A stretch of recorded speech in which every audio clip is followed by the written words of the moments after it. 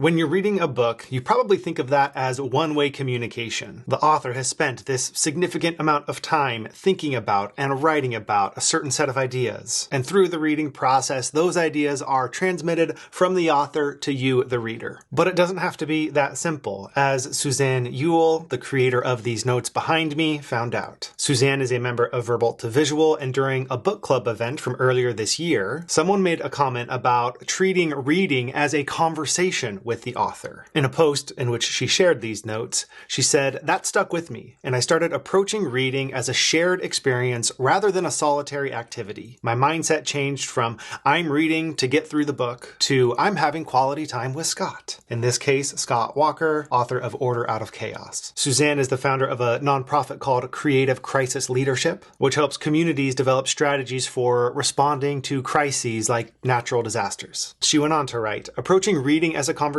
also propelled my goal of really absorbing what the book had to say. After all, if you're genuinely listening to someone, you don't gloss over the bits that aren't clear to you. You ask for clarification and take the time to figure out what their point is. In this case, there were several sections that I had to take apart and rephrase in my own way before I got it. There were also several sections that initially felt redundant, but by respecting the author and assuming that I wasn't getting it, I invariably discovered that he was indeed making a different point." Let's now relate that approach to reading as a conversation to the type of notes that you saw Suzanne taking. This specific format is one that I shared in a previous video called The Bookmark You Take Notes On, where you fold a piece of paper into thirds. That's what you use as your bookmark, and you take notes on it while you're reading. And one of the things that I frequently remind visual note takers is the fact that you can add your own perspective to the notes. You can add your comments and your questions and your reactions to the ideas that you're reading about in a book or listening to in a podcast. And those additions of your own thoughts are what make it more of a conversation. And what can be helpful here is choosing a different color of pen to use when you're adding your own thoughts compared to when you're capturing the ideas of the author or speaker. That's a useful way to distinguish between